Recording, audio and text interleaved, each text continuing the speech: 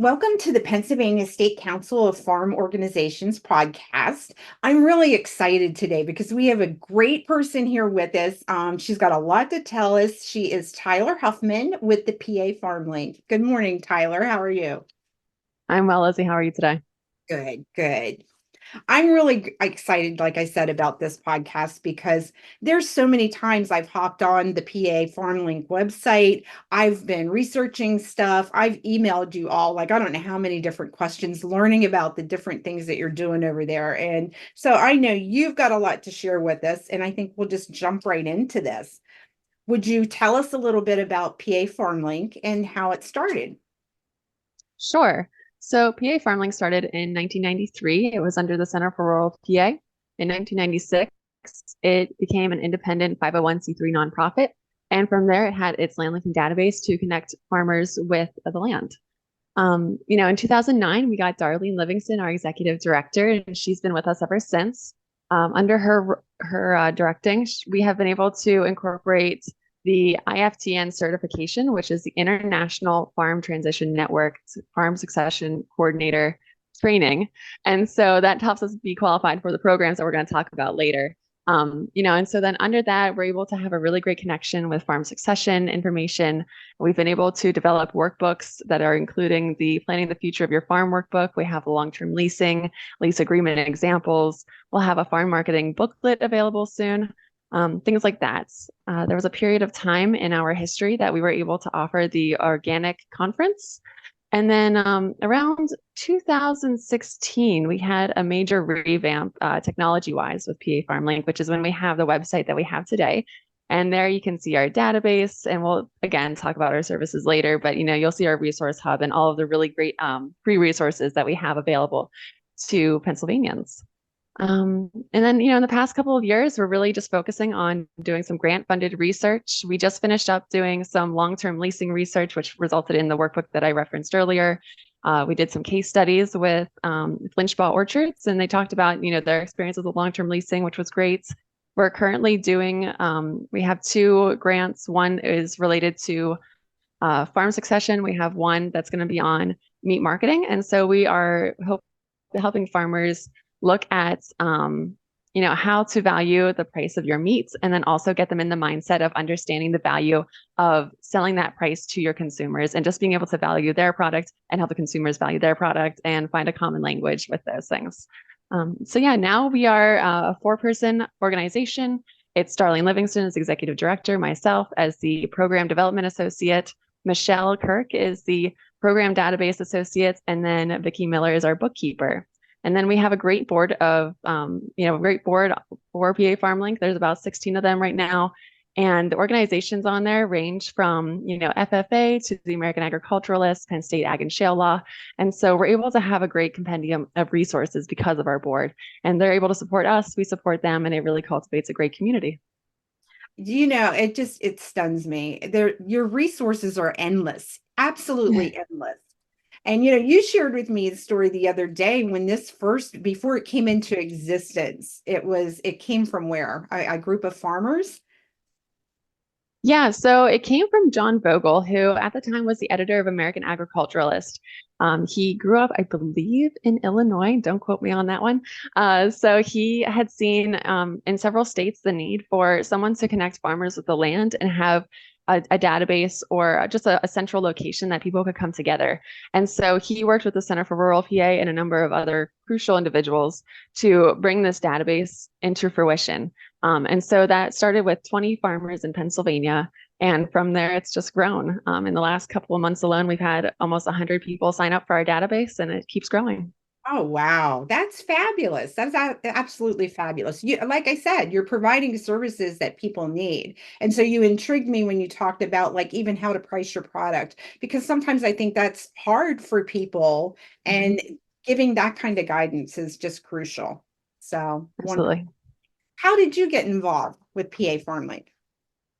So my first job out of college, I managed a 500-acre farm, which is where I got my experience in agriculture. It had a pretty diverse operation with a horse boarding facility, a bed and breakfast, some wetland easements. So I had the opportunity to meet with, government organizations, non-government organizations, work with the public. It was a really wide range, and I got to experience the issues and opportunities of agriculture. And it was really interesting because my boss at the time, he was in his late 70s, early 80s, and he had no family, no successors. And so I was in the receiving end of experiencing what happens when you don't have farm succession plan. And so I got to go through all the avenues of what it's like to go through farm succession without PA FarmLink because I wasn't aware of its presence when I was that age. And so it's intimidating and it was really disheartening because there was a lot of no's and it was a lot of trying to find the right personality and the right values for the person to take on this property. And so it gave me a really interesting experience about the importance of having an organization like PA FarmLink to go through farm succession. So fast forward from that job, I worked with Lancaster Farmland Trust for a period of time. I was their land protection assistant. And there I did the drone work, the baseline reports. I was, boots on the ground, visited hundreds of farms, did the monitoring, things like that. Got to see a really diverse range of farm operations and talk to farmers, understand what their needs were, where they're always learning, where their gripes were, communication breakdowns, things like that. It was a really, really valuable experience. And through that, I had the opportunity to meet with Darlene. And, I ended up becoming a mother and Darlene and I had an opportunity to chat and it just worked out that I was able to work part-time for PA FarmLink in a marketing, event planning, and fundraising capacity. And so my experiences from my previous jobs have really been absolutely crucial for this position because it's able to allow me to articulate the needs that I've seen in American or in Pennsylvania farmers, through the years, and just try to help them, with the needs that they have and get the resources out in an accessible way to them. Awesome. Awesome. Very good. I love that. Um, next thing I have listed for us is kind of just to go right into some of the programs that PA FarmLink is offering because it's just phenomenal. So I'm going to turn it back over to you and let you go on. Sounds good. So I'll just do a really fast overview of them and then I'll dive into each one. So we have 4 main services. The first one is the Farm Succession Facilitation Services. Our second is our Land Linking Database. Third is our Resource Hub or free resources. And then our fourth is consultation and referral. So the Farm Succession Facilitation Planning it's kind of twofold. So we offer actual planning services. We're happy to meet with families, Zoom, in person, over the phone, whatever is needed to help them work through any farm succession questions or issues they might be facing. A great example is that not too long ago, we had a farmer who was in his mid 90s who was considering retiring soon. And and the generations below them, were begging. And, whenever they had the conversation of, why is it that you don't want to retire after working with us, we realized that it was that he didn't want to lose the connection that he had with his consumers. And so being able to find that and find a way for the families to work together to, maybe great grandpa can still deliver hay to the farmer, the neighbors so that he can still have that connection is a great way to start delegating the duties. He still feels connected to his land. And then we're able to work through farm succession. So that's just an example of how we help with that. And then when we do our farm succession work, we offer a host of resources, which are also available for free online, which includes the Planning in the Future of Your Farm workbook. And that includes everything you could possibly need for farm succession planning. It has every worksheets, inventory, questions you need to ask yourself and family members. We have the Farm Family Communications book, which is ways to talk to family members that you might be struggling with and figure out, maybe it's just a communication method breakdown and how we can work through that. We have a farm succession checklist and a host of other resources as well. So we like to have that information available to people. If you go through the planning itself, we offer those in hard copies. If you just want to get the resources yourself, you can just do digital copies and print them out if you would like. So last year with the farm succession services, we were able to, we assisted 40 farm families with farm succession services specifically. And then we also offer an annual farm succession workshop. And so this year we had 40 people that were in attendance for that. It was an in-person event from 9 a.m. to 3 p.m. And we were able to hear from Dave Marison from Ohio State University. He's like the guru of farm succession. We heard from Horizon Farm Credit, we heard from Stock and Leader, and then we heard from Darlene about farm family communications. So we have a really great lineup of speakers that come to that, and it's an opportunity for those farmers to ask some personal questions to those ag professionals without having to go to the office. So that's a great resource that we offer every year.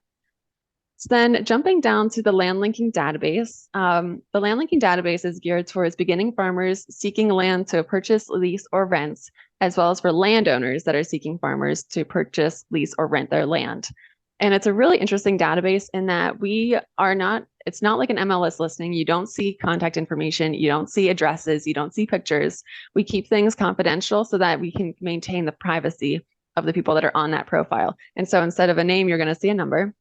And you're able to detail as much or as little as you would like. You can say the type of farming operation you want to have, the location you want to be in, if you're a landowner, how the land was utilized historically. If you're a farmer, do you have a business plan? Were you a veteran?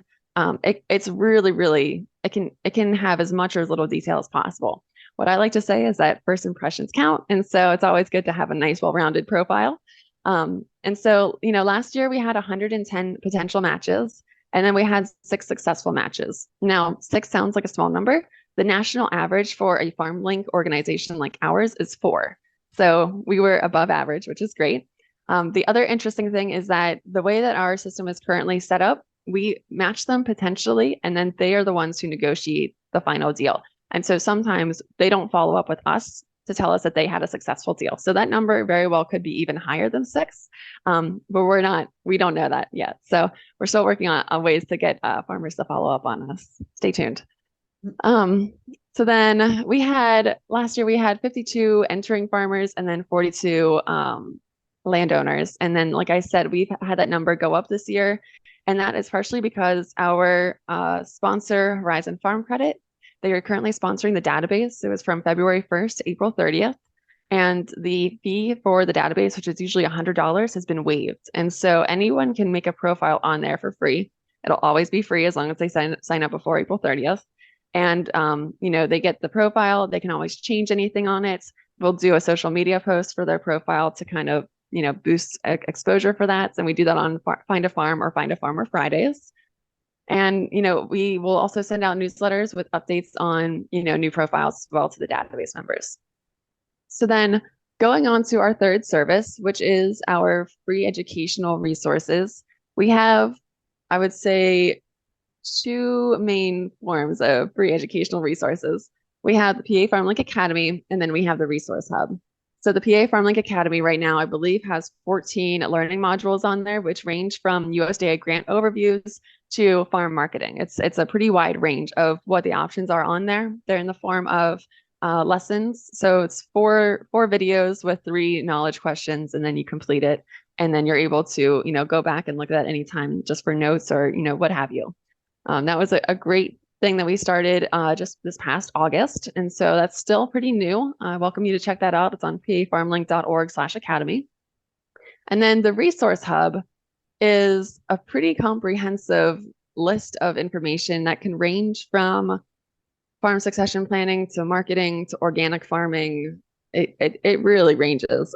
So it's a great resource. And you can find that on our website as well. Everything on there is free. It has anything from useful links to PDF downloads of workbooks, you name it. So those are the 2 ways that we have free resources. And then we also offer webinars and workshops throughout the year, and they vary each year depending on the grants that we have. So this year we've done a farm succession webinar. We did a meat suite pricing tool webinar, and then we did a farm marketing webinar.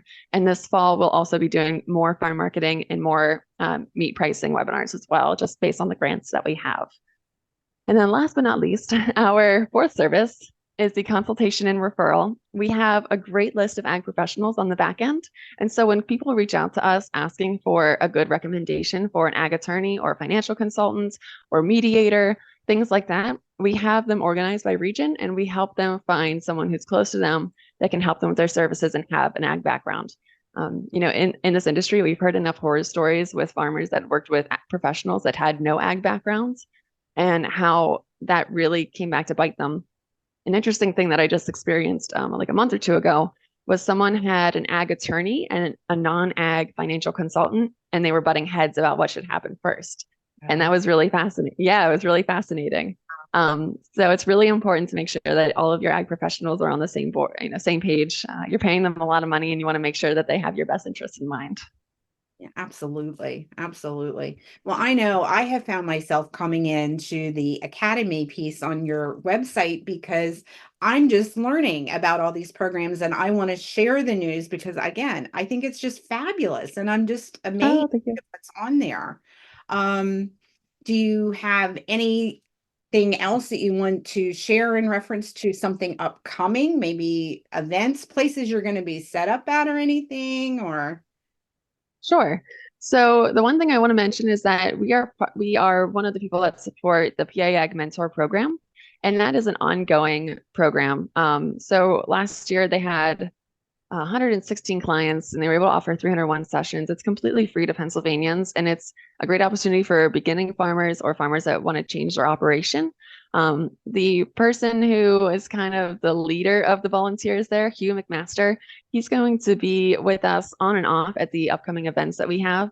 And in reference to the events that we will be having, still TBD for the webinars and workshops that we have. We're still in the planning phase of that, but we will be at the Ag Progress Days. We always have the corner booth in our Horizon Farm Credit Pavilion. So we're excited to be there. It's a really great event.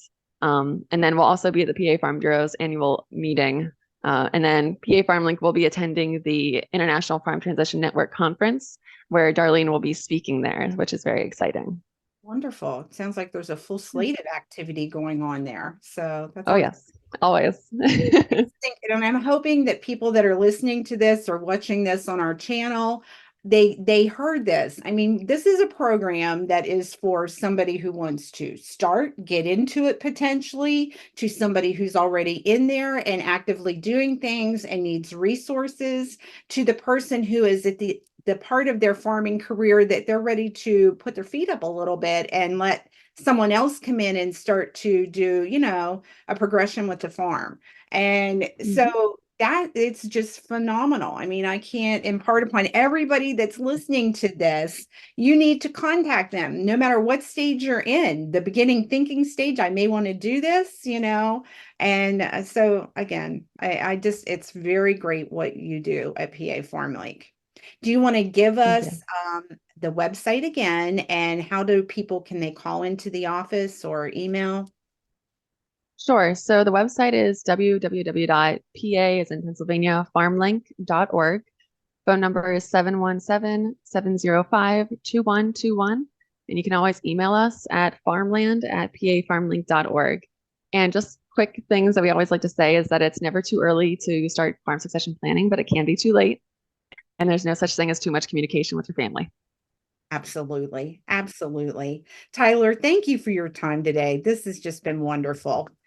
Oh, Right. thank you. Thank you so much for giving us the opportunity. Really appreciate it. Well, we're excited at the Pennsylvania State Council of Farm Organizations to be doing this service for members of the group. So we look forward and we can swing back around anytime there's things going on that you want to share. Let us know. That sounds great. Thank you, Lizzie. Great. Thank you.